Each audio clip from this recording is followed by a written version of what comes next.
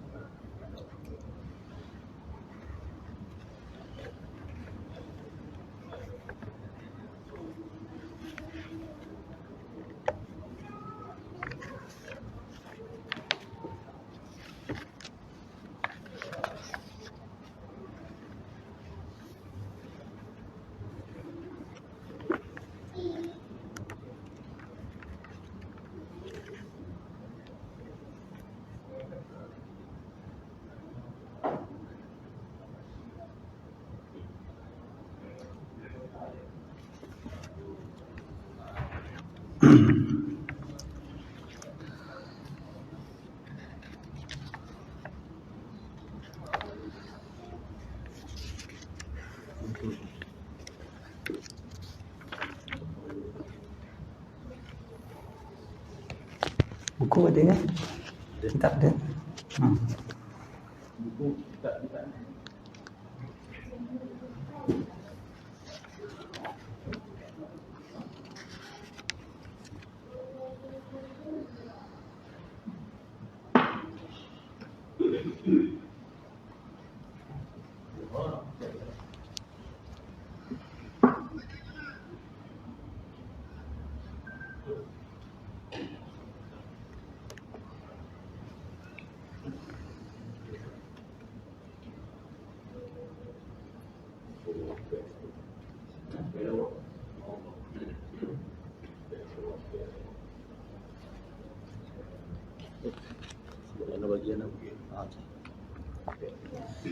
Okay, bismillahirrahmanirrahim. Assalamualaikum warahmatullahi wabarakatuh.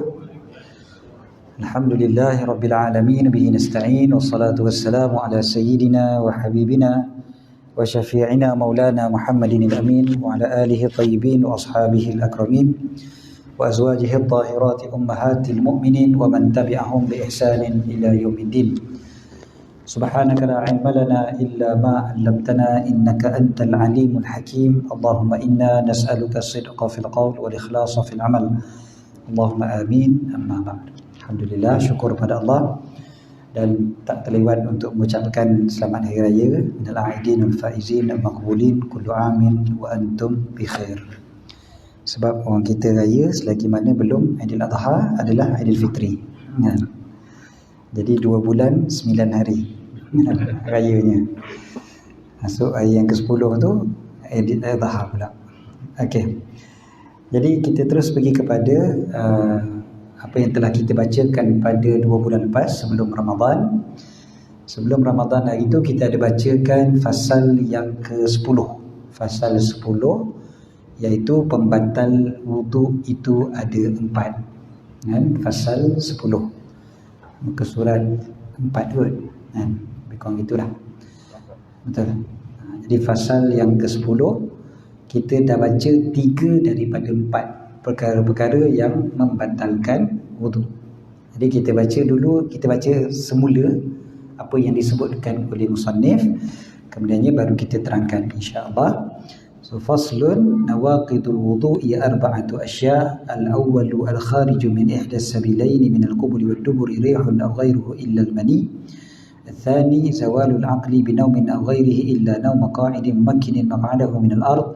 الثالث التقاء بشرة رجل وامرأة كبيرين من غير حائل. الرابع مس قبل الآدمي أو حلقة دبره ببطن الراحة أو بطون الأصابع. Perkara-perkara yang membatalkan wuduk itu ada 4, tidak ada yang 5. 4 ini saja yang membatalkan wuduk.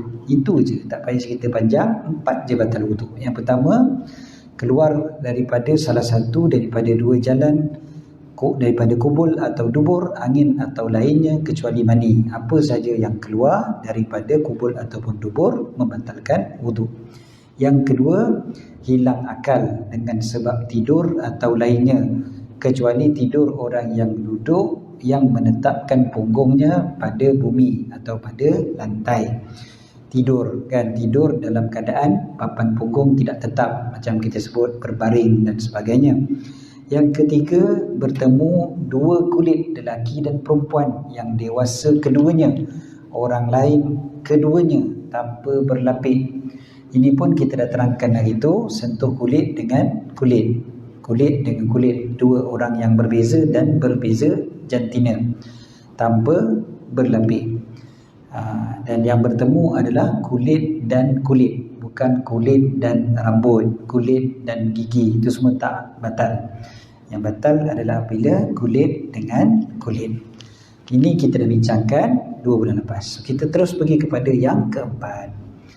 Jadi yang keempat, perkara yang membatalkan wuduk yang keempat adalah menyentuh kubul atau dubur manusia dengan perut tapak tangan atau perut jari. Menyentuh kubul atau dubur, ataupun dubur kat sini disebutkan bundar duburnya ataupun bulatan duburnya. Okey. Jadi yang pertama sekali kita tengok kat sini disebutkan perkataan menyentuh, masuk, menyentuh. Apa beza antara menyentuh masuk dengan lamsu? Menyentuh dekat sini ni dia datangnya daripada satu orang. Kalau al-lamsu dia mesti dua orang kan, bersentuhan. Beza dengan menyentuh. Kemudiannya menyentuh ni pula yang batal wuduk adalah yang orang yang menyentuh, sebab perbuatan yang membatalkan itu adalah menyentuh. Bersentuhan beza, bersentuhan yang menyentuh dan yang disentuh batal wuduk. Tapi menyentuh ni kan perbuatannya, jadi orang yang menyentuh itu yang batal, bukan yang disentuh. Kemudiannya disebutkan di sini pula yang batal ini adalah apabila menyentuh, yang pertamanya adalah kubul. Kubul maknanya kemaluan lelaki bahagian depan ataupun kemaluan perempuan. Maknanya dia bukannya okey, kalau sebut terus terang sebut terus terang macam kita dah pernah sebut sebelum ni kan, belajar fiqh ni dia kena terang. Tak boleh orang kata apa, main kiasan-kiasan macam tu kan. Kita kalau ajar anak kita memanglah kita guna bahasa kiasan. Tapi kalau belajar fiqh dia kena direct kan. Jadi yang batal yang dimaksud dengan kubul adalah apa yang dipanggil sebagai zakar. Okey, zakar. Bukannya kalaulah contohnya anggota itu terputus. Anggota yang terputus dari, contohlah kata kemalangan, kan?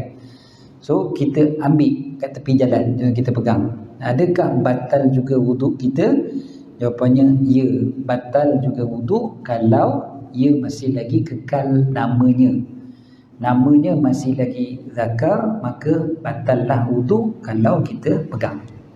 Kalau namanya bukan lagi zakar, maka tidak lagi batal. Maksudnya contohnya namanya tinggal kulit contohnya. Jadi kalau kulit saja kita panggil, maka itu tak dipanggil, itu tak membatalkan wuduk. Okey. Dan kemudiannya bila disebutkan tentang dubur, disebutkan sini adalah bulatan duburnya. Maksudnya bukan kawasan sekeliling seperti papan punggungnya, kan? Itu semua tidak membatalkan wuduk. Jadi yang batal hanya tempat keluar najis tu, dubur, bulatan itu sahaja. Maknanya kalau tepi lagi daripada tu, atas lagi daripada tu, tidak membatalkan wuduk. Dan disebutkan di sini pula dengan perut tapak tangan atau perut jari. Ini satu lagi beza antara menyentuh dengan bersentuhan. Bersentuhan tadi kita sebut yang nombor 3 tu bertemu dua kulit. Apa saja dinamakan sebagai kulit, maka membatalkan wuduk. Yang ini lain. Menyentuh ini perbuatannya menyentuh, memang menyentuh. So menyentuh dia dengan belah depan ni. Yang dipanggil dalam bahasa Arab dipanggil sebagai butun al-asabih, maksudnya perut jari. Perut jari ni bahasa Melayu mungkin kita tak sebut perkataan perut jari sebenarnya. Tapi diterjemah direct, literally daripada bahasa Arab. Jadi butun maksudnya perut, asabih jari. Jadi perut jari. Jadi belah sini lah, belah depan ni, yang belah depan ni. Dan juga batnur raha, butun al-asabi' ataupun batnur raha. Batnur raha maksudnya belah sini, tapak tangan. Jadi dia biasa diterjemahkan oleh para ulama senang aja. Dia kata apa yang bersentuhan apabila kita buat begini, maka itulah yang batal apabila kena pada kemaluan. Maknanya belah sini ni tak batal kalau kena pada kemaluan, belah sini tak batal kalau kena pada kemaluan. Apatah lagi belah sini, lagilah. Belah sini pun tak batal. Yang ada hanyalah belah ini je. Itu dikatakan begini. Maknanya kalau tutup ni kena ni batal, apa tertutup, maka itulah yang kalau kena pada kemaluan maka batal wudu. Dan disebutkan di sini, bila disebutkan tentang kemaluan, yang pentingnya kemaluan itu kemaluan manusia. Maknanya kalau kemaluan binatang tak batal. Dan kemaluan manusia maksudnya termasuklah kemaluan sendiri. Jadi batal wudu kalau menyentuh. Kan beza dengan kulit tadi. Sebab kita kata kulit dia mesti daripada dua orang. Menyentuh kulit dengan kulit itu kan persentuhan antara kulit dengan kulit, dia mesti dua orang. Seorang lelaki, seorang perempuan, baru batal. Kalau menyentuh kubul dan dubur ini dia tak kira. Dia mungkin boleh jadi pada seorang, iaitu apabila dia menyentuh kemaluan dia sendiri, ataupun dia menyentuh kemaluan yang sama jantina dengan dia. Contohnya dia cuci najis anak dia, cucu dia, buang air, so dia cuci, dia pegang contohnya. So bila dia pegang, batal lah wuduk dia, walaupun sama jantina. Dia datuk, cucu dia lelaki, ataupun dia nenek, cucu dia perempuan, batal juga kalau menyentuh kemaluan. Okey. So dia sekali lagi, macam juga sebelum ni kita bincang, dia bukan isu berdosa ataupun tidak. Dia bukan isu haram dengan halal. Dia isu dia batal ataupun tidak. Jadi kita sebutkan pada 2 bulan lepas, orang tanya macam mana pegang isteri sendiri pun batal wuduk, bukan dosa. Kita kata iya, pegang kemaluan sendiri pun tak dosa, tapi batal. Bukan kita kata isu dia batal dengan dosa ni sama, lain. Tak semestinya yang batal itu dosa, tak semestinya yang dosa itu batal. Dia dua tajuk yang berbeza. Jadi kita bincang sekarang ni tentang tajuknya batal wudu, jangan bincang dosa pahala. Kita bukan bincang boleh ke tak boleh, kita bincang batal ke tak batal. Sama macam isu puasa. Hari itu kita bincang bab puasa bulan Ramadan. Ada yang boleh tapi batal, dan ada yang tak boleh tapi tak batal. Ada je benda-benda kita buat dalam bulan Ramadan tak boleh tapi tak batal puasa. Jadi bergantung kepada maknanya tajuk mana yang kita bincang. Sekarang kita bincang tajuk batal wudu. So batal wudu inilah dia. Okay, so 4 perkara saja yang batal wudu. Jadi jangan pening-pening kepala. Kalau selain daripada yang 4 ni, maknanya tak batal wudu. Simple je. Jadi kita kalau dah ingat balik 4 tu simple. 1, keluar sesuatu perkara daripada kubul ataupun dubur. Yang kedua, tidur yang tidak tetap papan punggung. Yang ketiga adalah bertemu antara dua kulit, lelaki dan perempuan tanpa lapik, lelaki dan perempuan yang dewasa. Yang keempat adalah menyentuh kemaluan, kubul ataupun dubur, juga tanpa pelapik lah, dengan bahagian hadapan tapak tangan. Okey, so selesai lah, gitu je sebenarnya. Ya, silakan. Tidur tadi yang tidak tetap punggung tu, dari segi pakaian tu, esok tu dia boleh solat, guna untuk solat kan? Tak ada masalah. Pakaian tak ada kaitan dengan batal wudu ataupun tidak. Dia mungkin ada isunya hanyalah semata-mata kalau pakaian ni kalau terkena najis, boleh bawa solat ataupun tidak. Tapi najis dengan bab wudu dia tak ada kaitan. Okay? Dia bab wudu, najis, kalau ada najis kita pegang, wudu tak ada batal. Kan? Kita sebut 4 je benda kan yang menyebabkan batal wudu. So pegang najis, bawa najis, angkat najis tak membatalkan wudu, tapi tak boleh buat solat. Maksudnya kalau ada najis tak boleh buat solat lah, itu je lah. Tapi kalau tak ada najis, boleh buat solat, tak ada masalah. Walaupun dah tidur 1 tahun pun dengan baju tu. Kan? Baju tak kena najis, baju kan. Contoh orang yang bermusafir di tengah padang pasir, dia sendiri je, dia tak ada pakaian lain macam tu, di tengah hutan dan sebagainya, dia pakai baju yang sama berbulan-bulan, apa masalah? Walaupun kotor, walaupun berbau dan sebagainya, tapi bukan najis maka solat sah. Wudu tak ada masalah, solat pun boleh. Tapi kalau ada najis, tak boleh buat solat lah, itu je lah. So dibalik pada tajuk najis pula, kena tahulah dia mana yang najis, mana yang bukan. Kalau bukan najis, contohnya tidur tak menyebabkan najis keluar, tak ada masalah. Mungkin soalannya lebih kepada kalau dia tidur keluar air liur basi. Jadi sebab ceritanya tentang baju kan, jadi mungkin tentang air liur basi. Jadi kalau air liur keluar kena dekat baju, dia boleh tak baju tu bawa solat? Jadi pertamanya wudu tak batal, kecuali kalau tidur dalam keadaan papan punggung tak tetap, dia baring contohnya kan.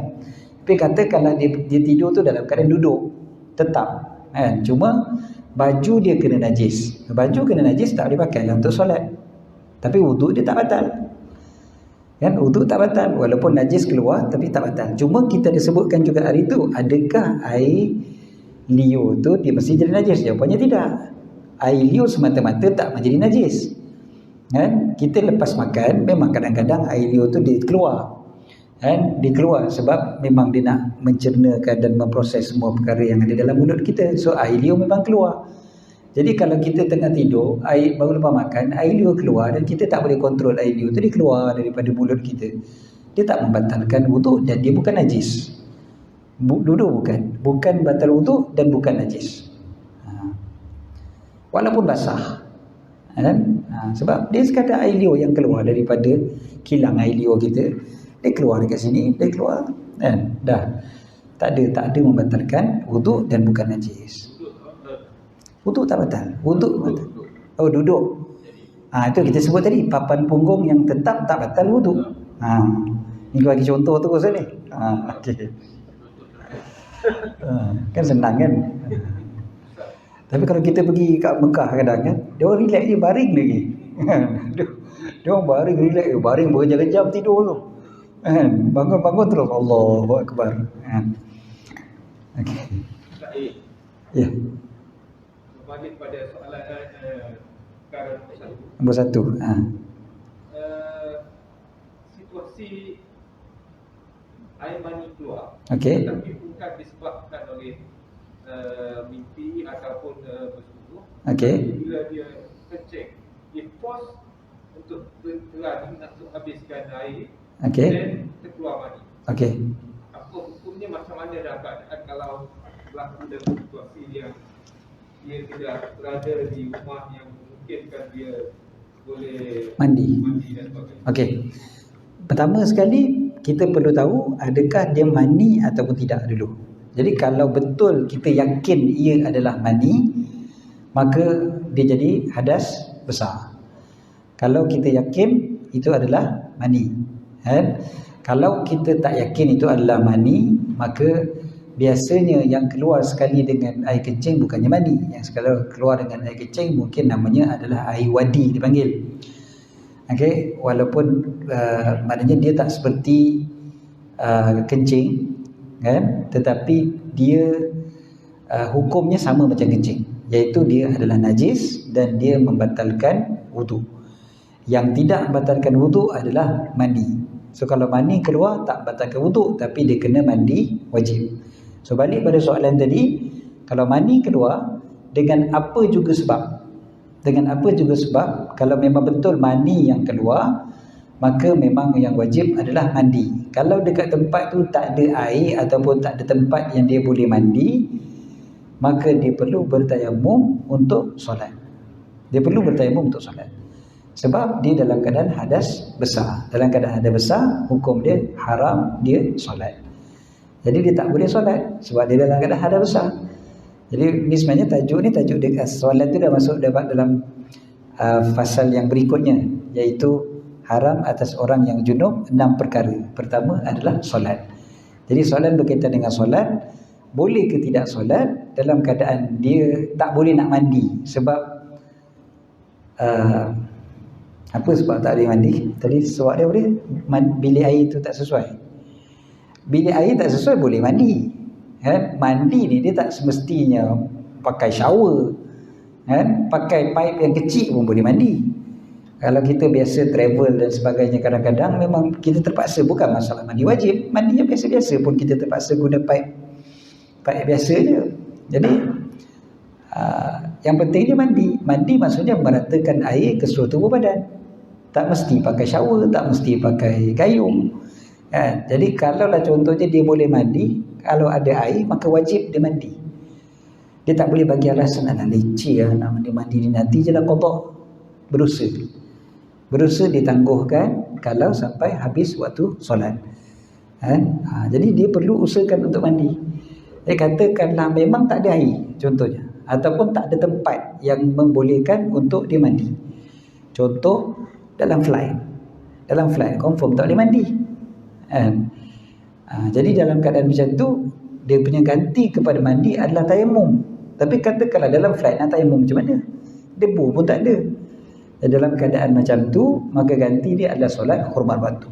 Solat hormat waktu, nanti bila dia dah sampai dekat destinasi, dia sekadar qada balik solat dia tadi. Itu bolehlah qada, sebab dia ada keuzuran, memang tak mampu untuk mandi dan tak mampu untuk tayamum.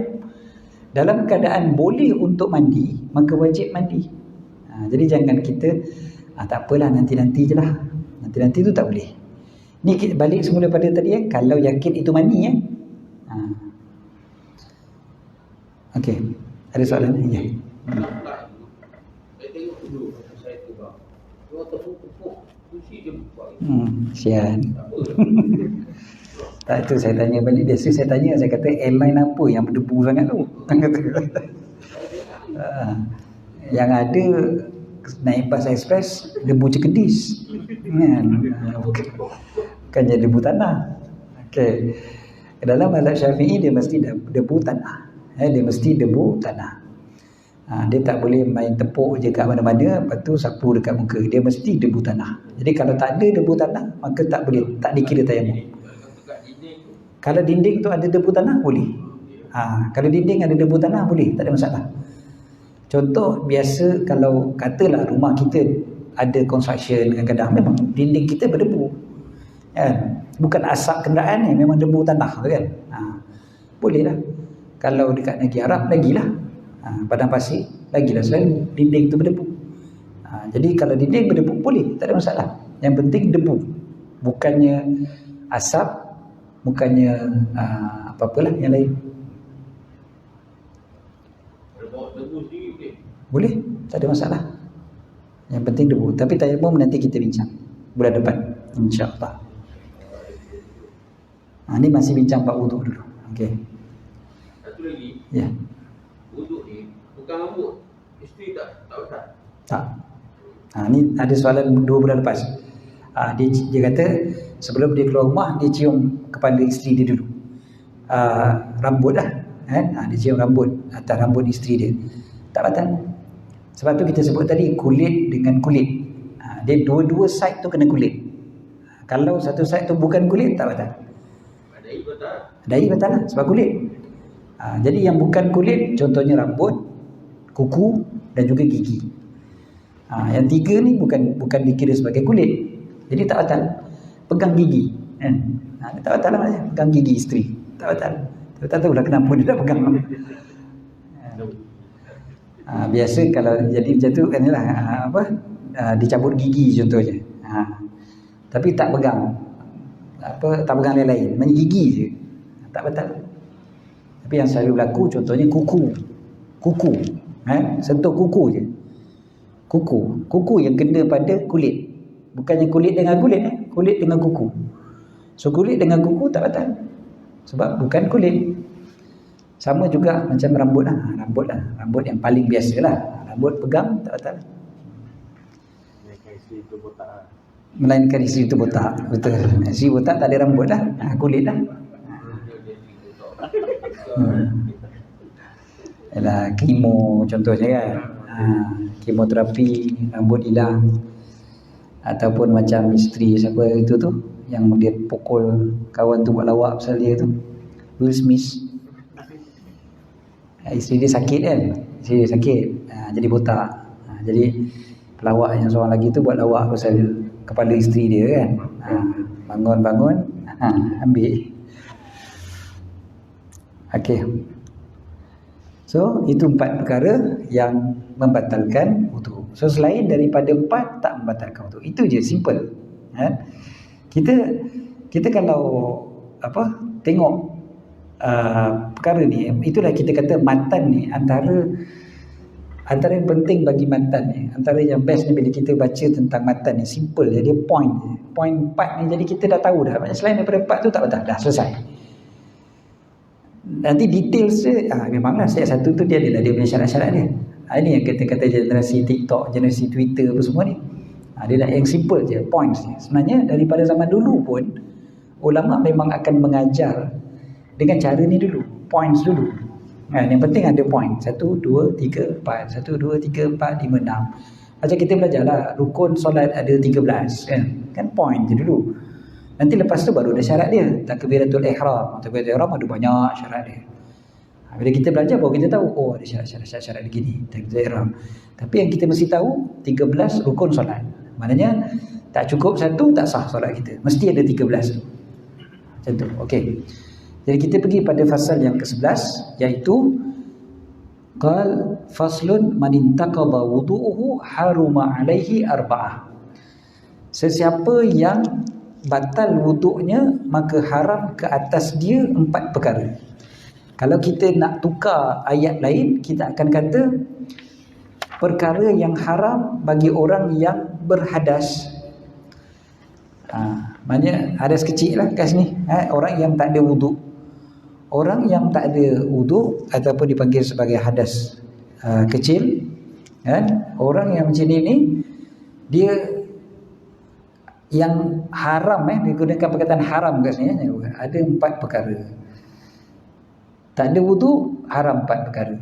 Yang pertama adalah solat. Tapi yang ini kalau kita tengok, ulama sebut kalau ada kat sini ada 4, lepas tu 6, lepas tu 10 kan. Sebenarnya ada lagi ada lagi perkara yang lain yang tak disebutkan dekat sini. So 4 dulu. Yang pertama solat. Jadi bila kita sebut solat, yang tak ada wuduk, solat haram ke atas dia, sama ada solat itu solat fardu ataupun solat sunat, ataupun yang seperti dengan solat, iaitu seperti sujud tilawah dan sujud syukur. Jadi sujud syukur, sujud tilawah pun mesti ada wuduk. Kalau tak ada wuduk, tidak boleh. Begitu jugalah dengan khutbah Jumaat. Khutbah Jumaat mesti ada wuduk. Dan begitu juga solat jenazah. Solat jenazah fardu, samalah. Tadi kita sebut fardu atau sunat kan. Jadi solat fardu ataupun solat sunat mesti ada wuduk. Ini kita dah belajar biasalah. Yang kedua adalah tawaf. Tawaf pun sama macam tadi juga, yang fardu ataupun yang sunat. Tawaf sunat pun kena ada wuduk. Sebab ada orang yang ni dia tak tahu, bila dia tengok orang tawaf, dia tawaf aja. Dan dia kata tak apa, tawaf sunat je, dia kata. Tawaf sunat pun kena ada wuduk. Dia macam solat sunat. Macam solat sunat. Jadi kalau kita ingat, hukum tawaf ni dia sama macam hukum solat, senang je. Solat kena tutup aurat, kena tutup aurat. Solat kena ada wuduk, kena ada wuduk. Solat kena suci daripada najis. Tawaf pun kena suci daripada najis. So, sama je macam solat. Okay, itu tawaf. Yang ketiga, Khatib tadi dia batal, khutbah dia boleh diteruskan ataupun dia kena keluar ambil wuduk kemudian. Dia macam kita sebutkan sebelum daripada ni, kalau daripada dia sendiri, sebab khutbah salah satu daripada syarat dia adalah berterusan. Jadi berterusan. Jadi kalau wuduk dia memang terlalu cepat, ada air dekat tepi dia, dia tinggal basuh muka, tangan, kepala, kaki, terus sambung balik, itu masih lagi dikira sebagai berterusan. Kalau dia pergi ambil wuduk, pergi keluar, masuk balik, dah jadi lama, maka dia ulang balik yang rukun. Ulang balik yang rukun, ataupun orang lain gantilah. Itu yang sepatutnya buat. Orang lain naik. Dan orang yang naik itu kalau dia dah dengar rukun khutbah daripada awal, dia boleh sambung. Tapi kalau dia tak dengar, tak boleh. Kalau dia pun baru sampai, tiba-tiba dia nak ganti imam, ganti khatib, tak boleh. kan? Ataupun mungkin dia bukanlah lebih sampai, dia buat kerja kat luar, contohnya dia JK masjid kan. Jadi dia buat urusan kat luar, dia masuk dalam tengok imam batal, khatib batal kan. Kalau dia nak ganti, dia kena mula daripada awal balik. Mula daripada awal, ambil yang rukun lah. Bukan maknanya kena baca juga surat pertama, surat kedua, surat tiga tu kan. Ngamuk jemaah lagi kan. Orang nak sambung kerja. Okey, yang ketiga, menyentuh mushaf, masul mushaf. Menyentuh mushaf maknanya apa yang ditulis padanya Quran walaupun sebahagian daripada ayat dengan tujuan untuk tilawah. Maksudnya ditulis itu dengan tujuan untuk tilawah, maka dipanggillah sebagai mushaf. Jadi mushaf ni dia tak mestinya kertas kan? Apa sahaja yang ada ditulis padanya ayat Quran untuk dibaca, maka itu dipanggil sebagai mushaf. Zaman Nabi SAW, dia orang tak tulis Quran atas kertas kan? Dia orang tulis atas pelepah tamar, di atas kayu, di atas batu dan sebagainya kan. Jadi itu semua juga dipanggil sebagai mushaf. Jadi kita pun pada hari ini termasuklah frame-frame kita. Kadang 30 juzuk lagi frame tu kan, ayat Quran. Ataupun kadang-kadang beberapa surah dan sebagainya. Memang untuk dibaca. Jadi kalau namanya untuk dibaca, ditulis di atasnya, maka itu dipanggil sebagai mushaf. Jadi mushaf ni haram disentuh kalau tak ada wudu. Mushaf tu bukan ayatnya. Mushaf tu sendiri pun haram. Bukan ayat tu. Katalah mushaf kan, kat keliling ni kan kosong, ada margin kiri kanan atas bawah. Jadi yang margin atas kiri itu semua pun haram juga disentuh. Sebab yang diharamkan sentuh adalah mushafnya, bukannya tulisannya semata-mata. Jadi bukan maknanya tak apa aku sentuh tepi kan? Tepi tu pun mushaf lah tu. Itu juga dipanggil sebagai mushaf. Jadi keseluruhan Quran itu dipanggil sebagai mushaf. Bagaimana masa kecil-kecil dulu, belum kita tak tahu, orang tua suruh lapik ke apa tu? Yalah, kalau berlapik tak dipanggil sebagai sentuh mushaf. Kan? Kita letak kain, kita pegang kain, bukan pegang mushaf. Dia ada satu yang nombor 4 menanggung, dia ada lain pula. Jadi kita sebut menanggung, berangkat. Kan? Kita angkat dengan kain kadang kan. Itu angkat pula, satu nombor 4. Nombor 3 ni sentuh dulu. Sentuh ni sentuh lah, sentuh. Kan? Jadi sentuh hukum dia haram. Kan? Dan kalau boleh kita tambah lagi soalan tadi, kalau soalan tu pasal budak kecil belum balik, maka tak adalah hukum atas dia. Kan? Memang kadang-kadang kalau macam tu memang mak bapak yang tak ada wuduk, dia suruh anak dia pegang.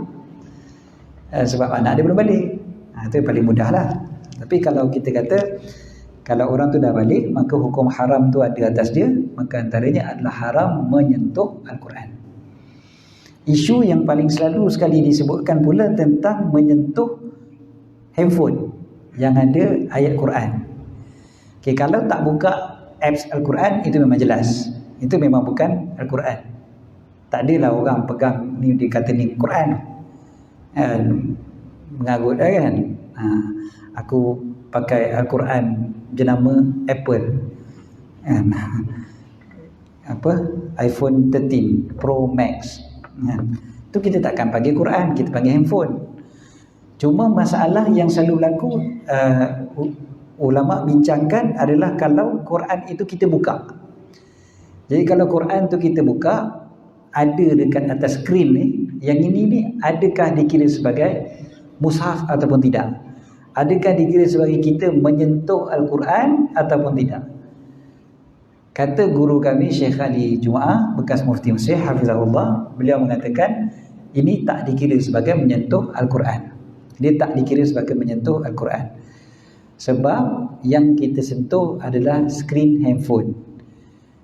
Skrin handphone ni kalau diberikan perumpamaan, kalau dalam zaman dulu, kalaulah contohnya ada Quran itu dilapik dengan satu kertas yang lain. Dilapik dengan satu kertas, kita pegang atas kertas tu. Jadi kita pegang atas kertas tu, tak ada masalah. Pegang kertas, bukan angkat. Kulit Al-Quran, kulit mushaf, itu dikira sebagai mushaf. Ni macam saya pegang kulit ni, ini dipanggil pegang mushaf juga. Bukan, sebab kita kata bukannya tulisan dekat dalam tu saja, kulit ni pun dipanggil sebagai mushaf.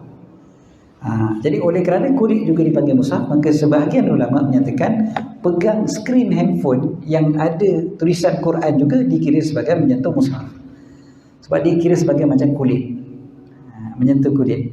So menyentuh kulit dikira sebagai berdosa. Jadi oleh kerana itulah kita jumpa ada dua pandangan ulama yang terkemudian. Yang ada yang mengatakan tak boleh, ada yang mengatakan boleh bagi orang yang tak ada wudu. Ya. Tadi sebab haram tu menyentuh, maka membaca bolehlah tanpa menyentuh kan? Ya. Yang keduanya tadi mushaf yang di-frame-kan. Frame tu sendiri boleh pegang, dia dah termasuk dalam mushaf atau tidak? Jadi kira sebagai mushaf kalau memang dia tulis tu untuk dibaca lah. Kalau tulis untuk dibaca maka dikira sebagai mushaf, termasuk frame-nya sekali. Ulama sebut contoh dulu-dulu diorang letak Quran tu dalam peti. So peti itu sendiri pun dikira sebagai mushaf. Bukan sahaja yang berada kat dalam tu, tapi peti yang khusus untuk Quran. Dulu-dulu kan kita tengok di besi, dia macam peti tu, buka baru ada Quran. Jadi itu pun dia dikira sebagai Quran. Dalam kitab-kitab fiqah sebut benda itulah dulu. Okey. Tadi sentuh bukan dibaca baca tak ada masalah. Baca dia pergi pada yang kedua tu, haram orang yang junub dengan haram dengan sebab haid kan. Itu lain. Ni kita bincang orang tak ada wuduk dulu. So tak ada wuduk boleh untuk baca, yang tak boleh adalah pegang. Okey, jadi kalau macam tadi kita sebut tadi, yang isu dia adalah kita pegang tu Quran. Jadi kalau handphone tu kalau memang dia dikira sebagai mushaf Quran, maka dia dikira haram. Oleh kerana itulah ada sebagian ulama kita yang terkemudian mengatakan haram. Tapi macam guru kami Syekh Ali Jumaah, beliau mengambil pandangan yang mengatakan tak haram. Beliau mengatakan boleh, tak ada masalah. Dia lebih memudahkanlah, memudahkan. Dan yang keempat, sebab dah isyak, jadi kita berhenti sekejap untuk azan dulu kan. Kita berhenti untuk azan isyak, untuk kita baru sambung bab menanggung Al-Quran tu insya-Allah selepas daripada azan isyak. Wallahu a'lam.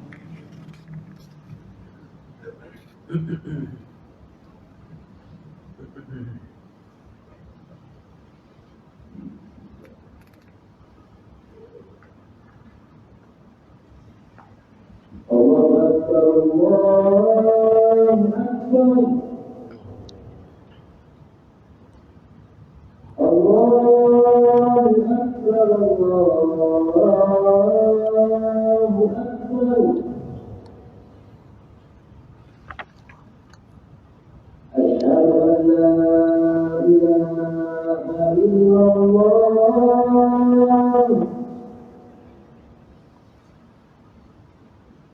Asyhadu an la ilaha illallah.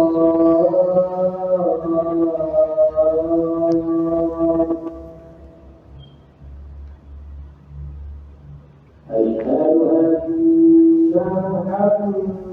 anna Muhammadan Rasulullah.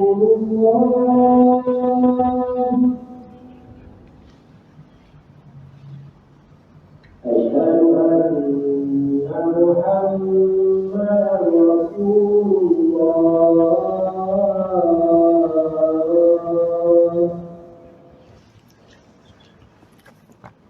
Hayya 'alas shalah.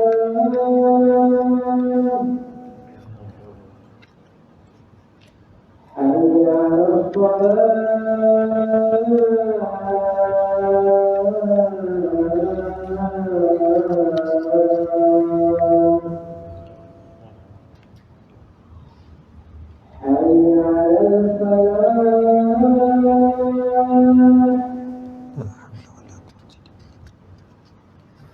Hayya 'alal falah.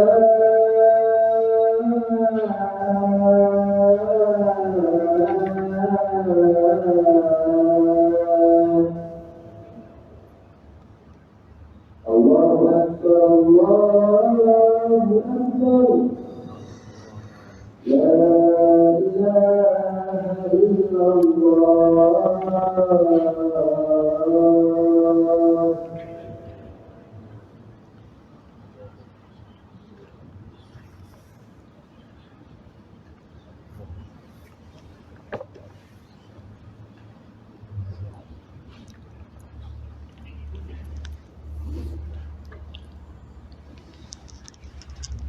Betul juga. Yang isu yang frame tadi, kemarin saya ke rumah sahabat saya, dia ada frame dah Al-Quran 30 juzuk tu. Tapi sebab tadi Ustaz sebut kalau untuk dibaca, frame tu saiz A3 30 juzuk sangat halus tulisannya. Saya pasti itu bukan untuk dibaca lah. So adakah itu dikira mushaf? Sebab saya rasa dia bukan untuk dibaca, sebagai hiasan 30 juzuk tu. Ya, kalau dia bukan untuk dibaca, memang tak boleh nak dibaca pun, melainkan pakai magnet apa semua tu kan. Apa magnet pula, pakai apa? Pakai kantar. Jadi yang itu tak dikira sebagai mushaf. Tak dikira sebagai mushaf.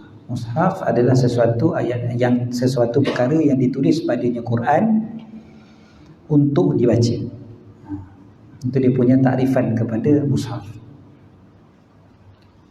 Okey, balik pada tadi ke nombor 4, menanggung Al-Quran, menanggung mushaf. So menanggung mushaf juga adalah satu yang diharamkan bagi orang yang tidak ada wudu. Jadi menanggung dekat sini maksudnya kita kata angkat dia lah, kan, angkat dia. So tadi sentuh tak boleh, angkat pun tak boleh. Dan angkat itu dan juga sentuh itu dia tengok bagaimana kalau kita angkat tu contohnya dengan barang yang lain, macam mana? Contoh kita letak dalam beg kita ada Quran, ada handphone. Jadi kalaulah tujuan kita nak angkat tu memang angkat mushaf semata-mata, maka haram. Walaupun ada handphone dekat dalam beg tu. Tapi kita punya niat memang angkat Quran. Kalau kita punya niat adalah nak angkat handphone aja, tapi alang-alang ada Quran kat dalam, jadi yang itu boleh, tak ada masalah. Ataupun kita angkat dua-dua, memang dalam hati kita, niat kita memang dua-dua ada kan, ada handphone, ada Quran, angkat sekali. Yang itu ada khilaf dalam mazhab Syafi'i. Imam Ar-Ramli mengatakan boleh, tak ada masalah. Dan inilah pandangan yang digunakan pakai. Lagi-lagi bila kita contohnya nak pergi belajar, kadang-kadang dalam beg kita tu ada Quran, ada macam-macam barang lain. Jadi kita niat angkat semualah. Ataupun kita beli Quran dekat kedai. Kita beli Quran kat kedai, kita angkat plastik, kita tak ada wuduk contohnya. Tapi dalam plastik tu kita beli buku lain sekali, ataupun ada pen, ada kertas, ada apa-apalah yang lain kan, maknanya selain daripada Quran. Kita niat angkat sekali, tak ada masalah. Ini pandangan Imam Ar-Ramli. Cuma pandangan Imam Ibn Hajar dalam kitab Tuhfah mengatakan haram juga. Jadi oleh kerana itu sebaik-baiknya kita elakkan. Sebaik-baiknya kita elakkan. Keluar dari khilaf itu lebih baik. Maknanya kalau bolehnya, kalau kita dah tahu kita nak angkat Quran, walaupun ada barang lain, kita ambil wuduk lah. Nak pergi kelas Quran contohnya, ambil wuduk lah. Nak pergi kelas Quran, memang nak belajar Quran pun, dia dah bawa Quran, dah tahu dah nak bawa Quran, ambil wuduk siap-siap lah. Kita nak beli Quran dekat kedai, ambil wuduk siap-siap. Sebab kita tahu kita akan bawa balik Quran. Jadi ambil Quran, pegang, ambil wuduk siap-siap. Dan kalau macam sekarang ni kan banyak orang beli dengan kopi lah, belajar Al-Quran tu, memang dia tag situ Al-Quran. Tapi bagi pihak yang nak menghantar tu, macam mana pula situasi dia? Dia tahu dah Al-Quran, macam mana dia nak bawa? memang dia hantar Quran betul-betul lah. Dia kan tag situ Al-Quran. Kadang-kadang dia tag Quran tapi bukan Quran. Kadang-kadang dia tag Quran, dia hantar Muqaddam bukan Quran. Ataupun Iqra kan, Iqra bukan Quran. Ataupun buku-buku agama pun kadang tag Quran juga kan, supaya orang tak campak, jadi letak Quran. Tapi kalau dia letak Quran, orang yang menghantar dia tidak bertanggungjawab lagi bila dia dah bagi tahu kata tu Quran. Jadi orang yang mengangkat pula selepas daripada itu yang bertanggungjawab, sebab dia dah bagi tahu dah kan, dan tag tu pun dah disediakan dan orang belah sana pun tahu. Jadi atas dia pula lah, bukan tanggungjawab kita lah, bukan tanggungjawab kita. Kita minta satu orang untuk angkatkan Quran, dia ada wuduk, dia tak ada wuduk, itu atas dia, bukan atas kita lagi dah. Kita tak bertanggungjawab dalam bab tu. Okey, dan bila kita sebut tentang tanggung Quran tu juga, ataupun menyentuh Al-Quran, budak boleh, tak ada masalah.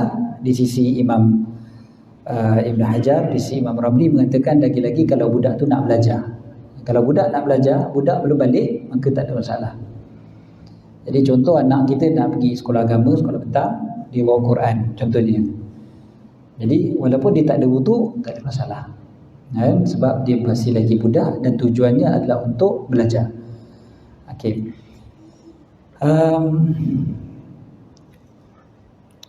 Kalau kulit mushaf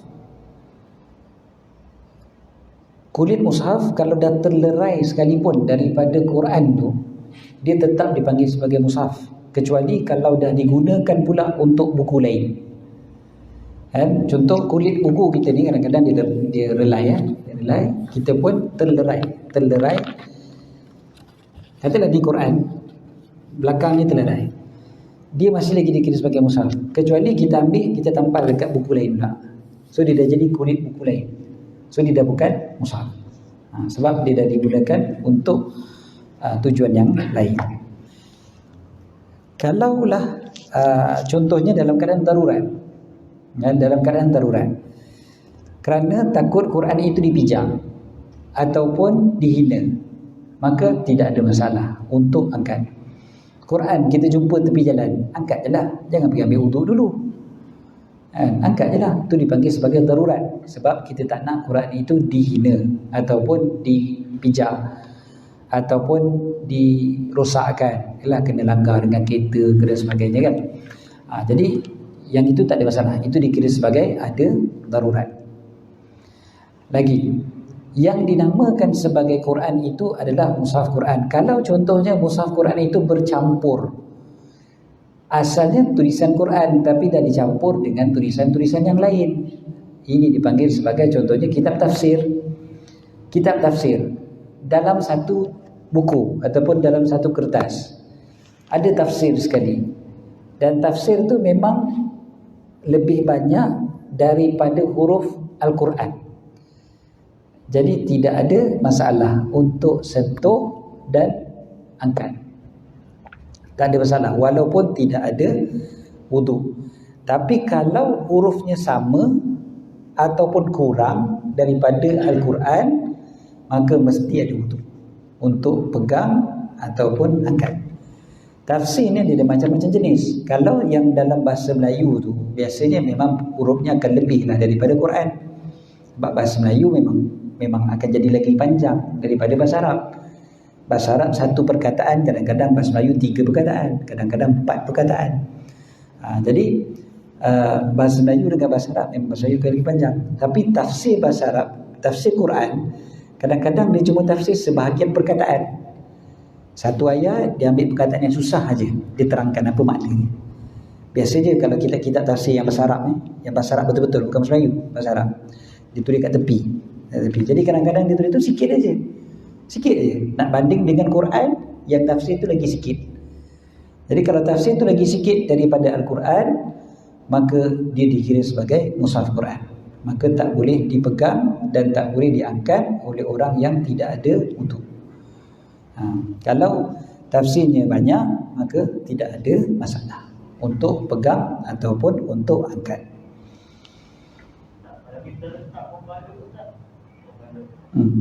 Pembalut Al-Quran, pembalut macam tadilah, kulit tu pun dikira sebagai Quran. Melainkan kalau kita, contoh macam kita sebut tadilah, kain contohnya, kain tu tak dikira sebagai mushaf sebab kain tu dia berasingan, cuma kita letak tu untuk dikira sebagai niat kita angkat dua-dua sekali, angkat Quran dan angkat kain. Itu boleh. Tapi kalau dia melekat sekali macam pembalut tu, kita dah seletip apa semua kan, maka dia dah termasuk daripada mushaf.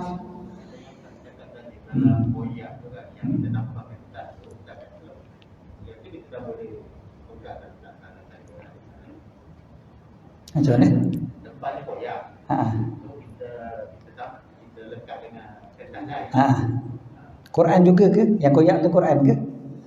Saya kata kalau yang koyak tu daripada Quran. Kalau daripada Quran, katakanlah ini Quran, koyak, yang koyak tu masih lagi dikira sebagai Quran walaupun dia dah terkoyak daripada yang asli. Daripada yang 30 juzuk tu ada satu muka surat koyak, dia masih lagi dikira sebagai Quran walaupun tak ada ayat Quran kat situ, tapi dia dikira sebagai Quran sebab dia kulit kepada Quran. Kecuali kita tampal dekat buku lain, maknanya dia dah digunakan untuk buku lain. Bila dia dah digunakan untuk buku lain, walaupun asal dia kulit Quran, tapi dia tak dipanggil sebagai kulit Quran lagi. Dia dah dikira sebagai kulit buku matematik contohnya. Jadi kalau dia dah dikira sebagai kulit buku matematik, maka dia bukan Quran. Bolehlah untuk pegang.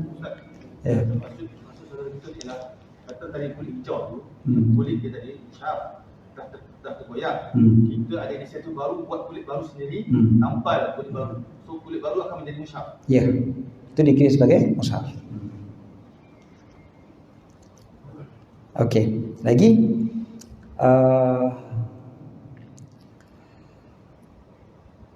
kalau kita tak ada wudu, okey, Quran dekat depan kita, kita nak baca. So kita pun alihkan ataupun tukar muka surat tu dengan pen ataupun dengan kayu. Kan, kayu apa, lidi sate tu kan, kan. So kita pakai pusing tukar macam tu kan. Okey, jadi yang itu tak ada masalah. Hukum dia harus. Yang tak boleh adalah kalau guna tangan. Guna tangan tak boleh, walaupun tak sentuh tulisan. Itu kena ingat tu. Tak ada wudu walaupun tak sentuh tulisan. Kita pegang kertas tu, sekiranya kita nak buka muka surat sebelah, hukum dia haram. Kan? Jadi caranya gunakan kayu, gunakan lidi. Itu yang kalau kita tengok dulu-dulu orang kalau baca Quran mesti ada lidi sekali. Jadi bila dia tak ada wudu pun dia boleh teruskan bacaan. Jadi dia letakkan Quran tu dekat atas rihal, kan? Letak Quran atas rihal, lepas tu ada lidi. Jadi dia baca je terus, dia baca. Jadi dia tukar muka surat pun pakai lidi juga. Tukar surat pakai lidi. Dia tukar aja. Jadi dia boleh terus baca. Berapa lama dia nak baca pun tak apa, walaupun dia dah tak ada wudu. Itu caranya. Oleh kerana itulah diajar biar ada lidi tu, untuk memudahkan bacaan Quran bagi orang yang tidak ada wudu. Okey, jelas? InsyaAllah. Ini kita masih lagi bincang secara ringkas, kita sebut, sebab kan kita dah sebut hari itu dah, Safinatun Najah ni matan yang ringkas, matan ringkas.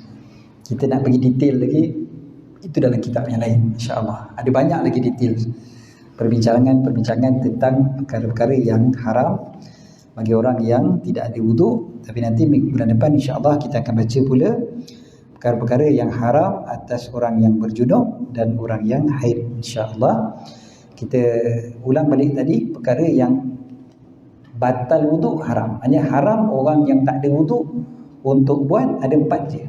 4 saja perkara orang yang tak ada wudu buat, iaitu pertama adalah solat. Haram solat sama ada yang fardu ataupun yang sunat, termasuk sujud tilawah dan sujud syukur, hukumnya haram. Yang kedua tawaf, sama ada tawaf wajib ataupun tawaf sunat. Yang ketiga memegang mushaf Al-Quran.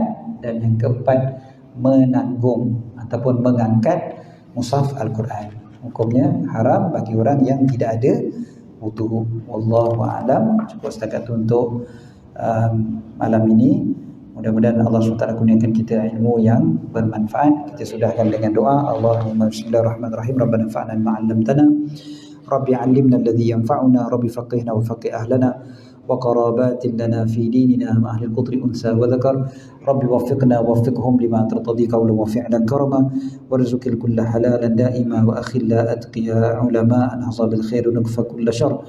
ربنا أصلح لنا كل شؤون وأكر برضا منك العيون وقد عنا ربنا كل الديون قبل أن يأتنا رسل المنون واغفر واستر أنت أكرم من ستر وصلاة الله تغشى المصطفى من إلى الحق دعانا والوفاء بكتاب فيه للناس شفاء وعلى الآل الكرام الشرفاء وعلى الصحب المصابيح الغرر اللهم اهدنا بهداك واجعلنا ممن يسارع في رضاك ولا تولنا وليا سواك ولا تجعلنا ممن خالف أمرك وعصاك وحسبنا الله ونعم الوكيل ولا حول ولا قوة إلا بالله العلي العظيم صلى الله على سيدنا محمد وعلى آله وصحبه وسلم الحمد لله رب العالمين.